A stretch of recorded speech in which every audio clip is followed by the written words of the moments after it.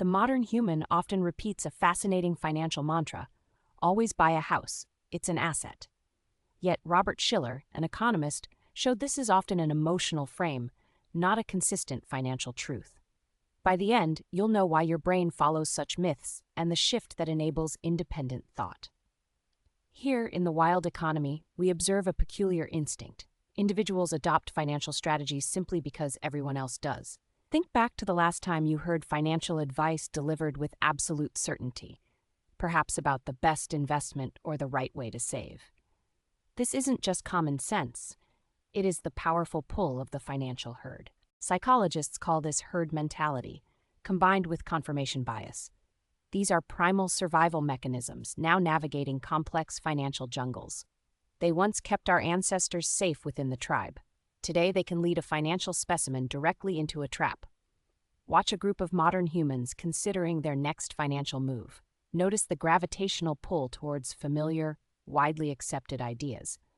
This isn't necessarily logical assessment. It's an ingrained comfort in following the crowd.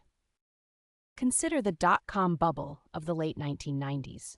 Many invested heavily because their peers were ignoring traditional valuations, or the housing boom leading up to 2008. Everyone knew real estate only went up. In a minute, I want to show you where this gets really expensive. This collective belief creates a strong informational cascade. Economist Daniel Kahneman demonstrated our brain's shortcut bias. We favor easily accessible information, often reinforced by others. This leads to confirmation bias.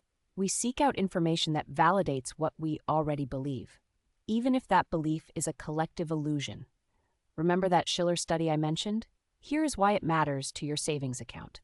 It's the difference between thriving and merely surviving financially. This makes a fascinating, almost predictable pattern. It is a fundamental aspect of human financial behavior. We rarely question the familiar. How does a financial idea become conventional wisdom? It's often through consistent, simple framing. The framing effect, documented by Kahneman and Tversky in 1979. It shows how the way information is presented impacts our choices. For example, debt is always bad is a simple, powerful frame. It evokes immediate emotional responses. It reinforces a tribal fear of being indebted. Yet not all debt is created equal. Another classic frame, save every penny. This advice feels prudent, almost ancestral. It resonates deeply within the modern human psyche. However, the simple act of saving cash can be complex, especially in an era of inflation. I know what you're thinking right now, but saving feels responsible. And it is, to a degree. But our instincts misfire when the environment changes. A survival mechanism in a stable economy, a wealth destroyer in a dynamic one. What happens next is the part most people never figure out. It's when those seemingly good instincts lead to struggle. A struggle to build genuine financial robustness. The comfort of the herd feels safe, yet safety often comes at a hidden price. This price is often paid in opportunity. Observe the specimen confidently following a path.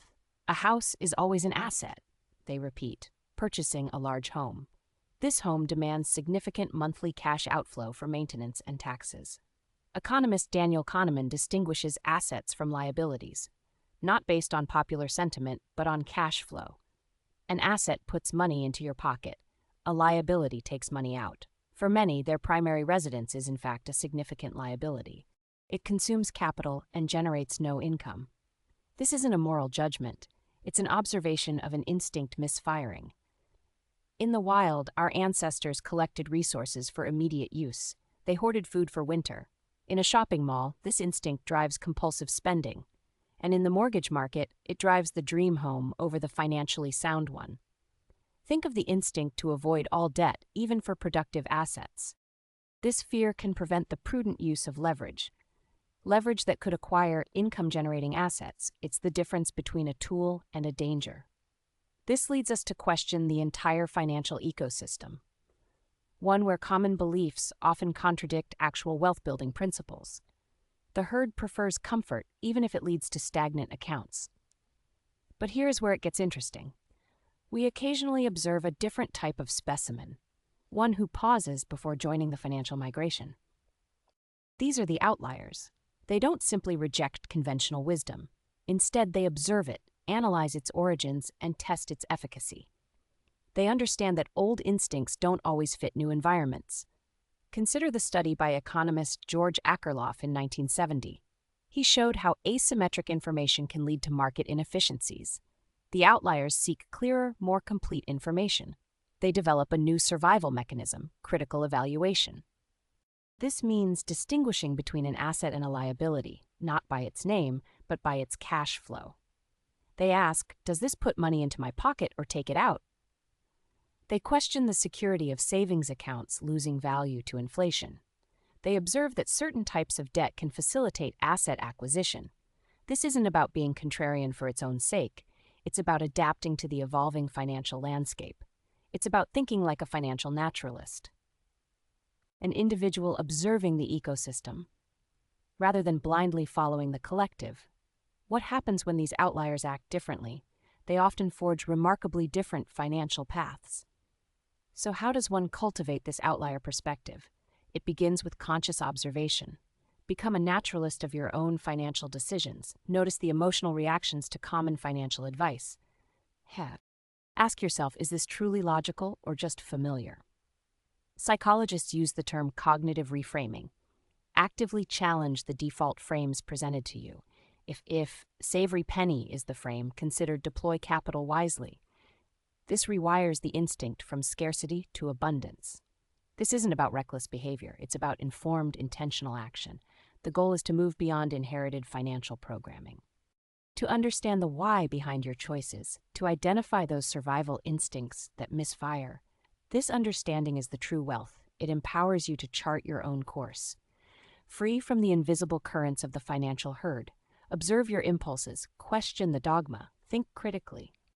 The human financial journey is a complex, fascinating expedition. It is filled with powerful, often unseen behavioral currents. Understanding these currents, these primal instincts, is your greatest advantage.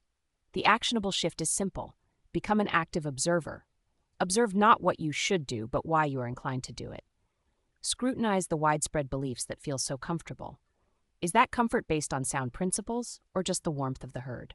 As the sun sets on another day in the wild economy, we are reminded that true financial mastery begins not with secrets, but with keen observation of our most primal money instincts and our ever-evolving financial habitat. What financial myth will you observe tomorrow?